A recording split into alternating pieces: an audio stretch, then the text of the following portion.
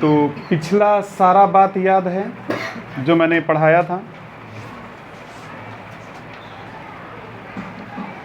APJ Abdul Kalam का जन्म रामेश्वरम में हुआ था।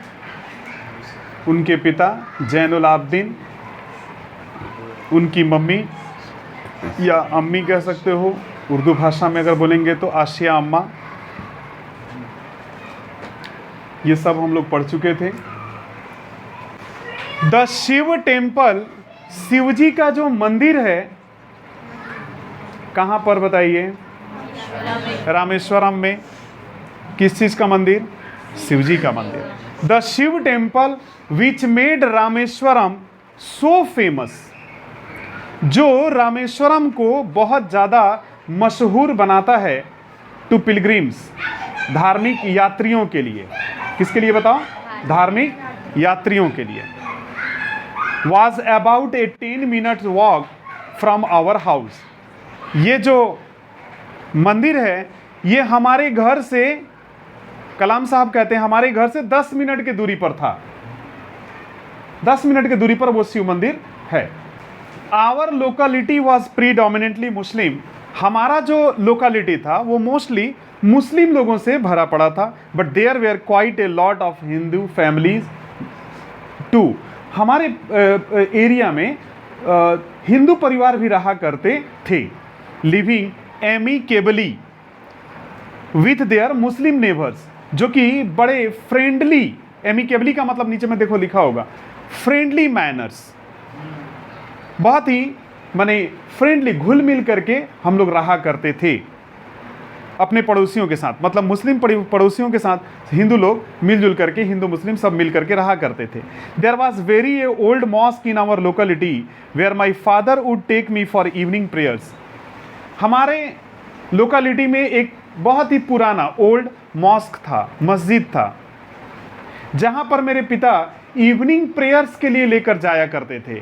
मतलब शाम का जो नमाज होता है उसके लिए हम लोगों को, मतलब मुझे लेकर के वो जाया करते थे। I had not the faintest idea of the meaning of the Arabic prayers chanted. अच्छा, अरब के भाषा में जो अरबिक प्रेयर किया जाता था, मतलब जो नमाज पढ़ा जाता था, मुझे कुछ समझ में नहीं आता था। अच्छा, लाइन को पूरा कंप्लीट करते हैं फिर बताते हैं। But I was totally convinced that they reach God. लेकिन मैं इतना समझ गया था, मैंने अपने आप को समझा लिया था कि ये जो हम लोग पढ़ रहे हैं ये सीधे कहाँ तक जाता है? गॉड तक जाता है। When my father came out of the mosque, जब मेरे पिता मस्जिद से बाहर निकलते थे आफ्टर द प्रेयर्स, नमाज के बाद, people of different religions would be sitting outside. अलग अलग धर्म के लोग मस्जिद के ठीक बाहर बैठे रहते थे, वेटिंग फॉर हिम, उनका इंतजार करते रहते थे। Many of them offered bowls of water to my father. उनमें से बहुत सारे लोग ऐसे थे जो कटोरे में पानी लेकर के खड़े रहते थे, लोग कटोरा में पानी, ओके।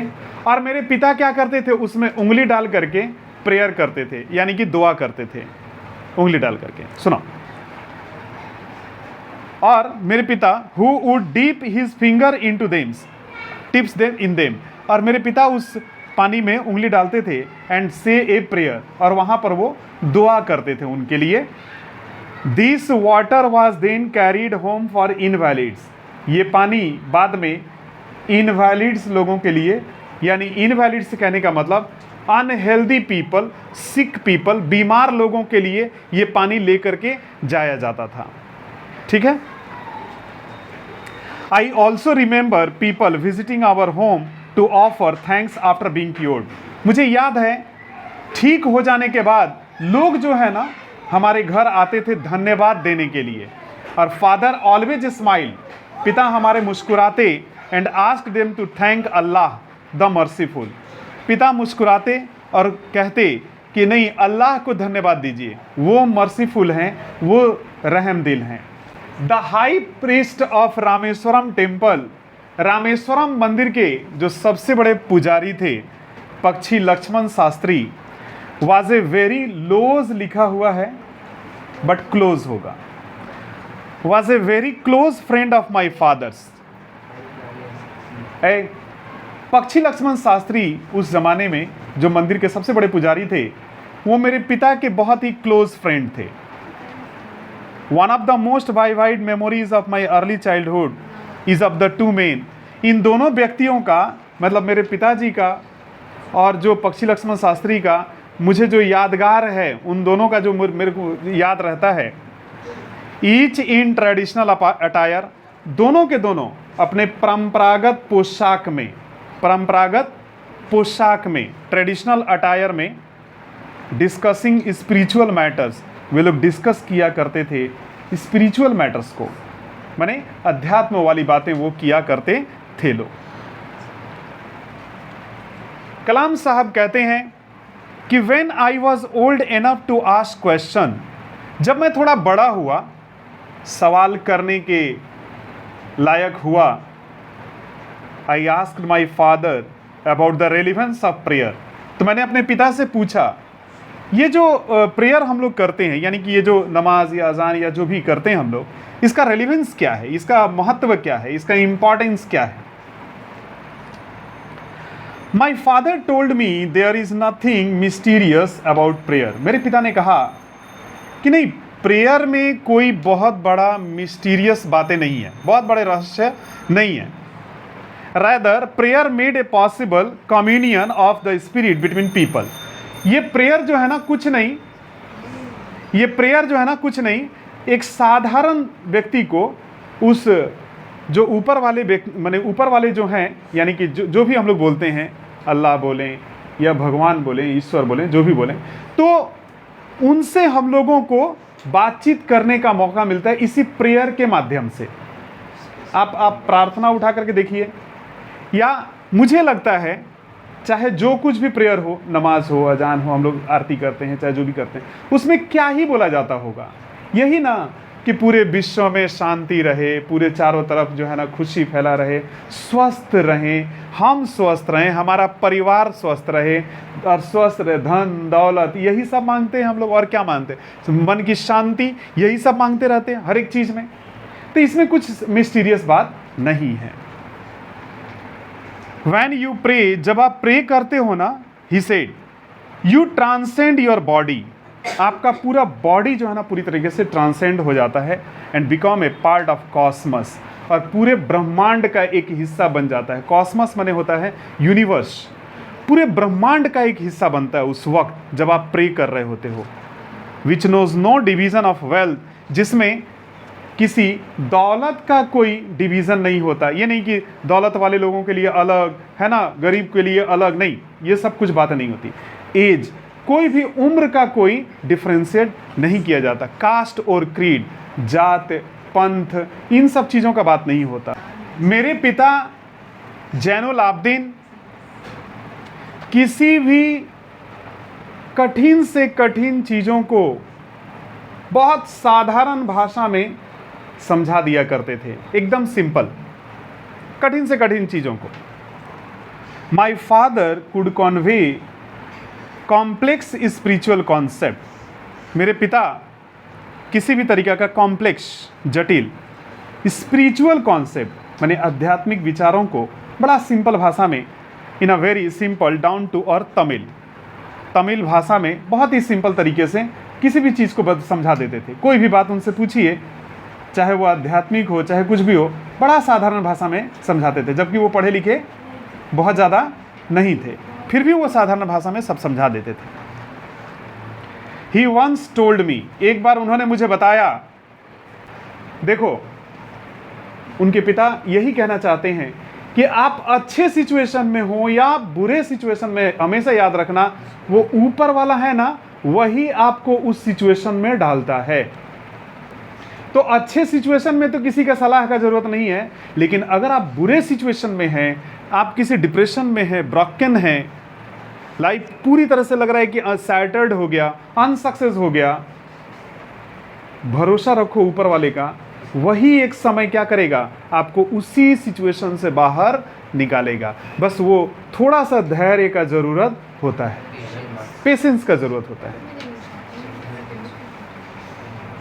और वही जब अधैर्य हो जाते हैं लोग तो गलत गलत गलत कदम उठाते हैं। कोई लटक के मर जाता है, तो कहीं कूद के मरता है, कोई शूट करता है, कोई सुसाइड करता है, यही कर लेते हैं लोग। धैर्य नहीं है, अभी ही रिजल्ट चाहिए। लेकिन नहीं, ऊपर वाला कहता है अगर हमने तुमको इस सिचुएशन में डाला है तो हम चेक करना चाहते हैं कि तुम्हारे अंदर में कितना धैर्य है, कितना पेशेंस है, ये भी हम चेक कर रहे हैं। अगर रहेगा तो तुम और इससे आगे क्या हो जाओगे, एक नए विचार, नया थॉट लेकर के इस सिचुएशन को हैंडल करना नए तरीके से सीखोगे और फिर आगे बढ़ोगे। यही लिखा हुआ वहां देखो कि कोई भी व्यक्ति, हीज यानी कि अ पर्सन, वहां पर लिखा हुआ ना इन हिज ओन टाइम। यहां हीज का मतलब होता है ए पर्सन टाइम, कोई किसी व्यक्ति के जीवन में। कोई भी व्यक्ति अपने समय में, in his own time, in his own place, आप जिस प्लेस में हैं, प्लेस यानी सिचुएशन, यहाँ पर हालात से मतलब है, आप किसी भी हालात में हैं, in what he really is, आप जो कुछ भी हैं, and in the stage he has reached, या किसी स्टेज पर अगर आप पहुँचे हैं, किसी सिचुएशन में अगर आप चले गए हैं, गुड और बैड, अच्छा भी हो सकता है, बुरा भी हो सकता है। Every human being is a specific element within the whole of the manifest divine being। याद रखिएगा, हर व्यक्ति इस धरती पर, हर व्यक्ति जो है ना, वो जो डिवाइन बीइंग है, वो जो दैवी शक्ति है, उसी का बनाया हुआ हम लोग तत्व हैं, उन्हीं के द्वारा बनाए हुए हम तत्व हैं। तो हर सिचुएशन में, चाहे वो अच्छा हो बुरा हो, वो वही हम लोगों को उस सिचुएशन में डालता है। इसीलिए so why be afraid of difficulties, तो आप कठिनाइयों से क्यों डरते हो, सफरिंग, कष्ट से क्यों डरते हो, प्रॉब्लम, समस्याओं से क्यों डरते हो। जिसने उस समस्या में डाला है, जिसने उस कठिनाई कष्ट में डाला है, वही आपको क्या करेगा, उसमें से निकालेगा। व्हेन ट्रबल्स कम, जब समस्याएं आती हैं, try to understand the relevance of your suffering, जब समस्या आ रहा है तो समझने का प्रयास करो, अपने कष्ट के कारण को समझने का प्रयास करो जब भी कोई समस्या आता है, ठीक है। क्योंकि एडवर्सिटी, अलग अलग परिस्थिति, एडवर्सिटी अलग भिन्न भिन्न परिस्थिति, ऑलवेज प्रेजेंट्स अस, हमें मौका, अपॉर्चुनिटी, हमें मौका देता है फॉर इंट्रोस्पेक्शन, एक गहरे सोच का मौका देता है, हर बार एक नए सोच का मौका देता है। जब अलग अलग परिस्थिति में आप पढ़ते हैं, भिन्न भिन्न हालात में जब आप पढ़ते हैं, तब आपको एक नया थॉट्स, नया विचार करने का एक मौका मिलता है, अपॉर्चुनिटीज़ मिलता है। अब समझ में आया? नेक्स्ट क्लास में इससे आगे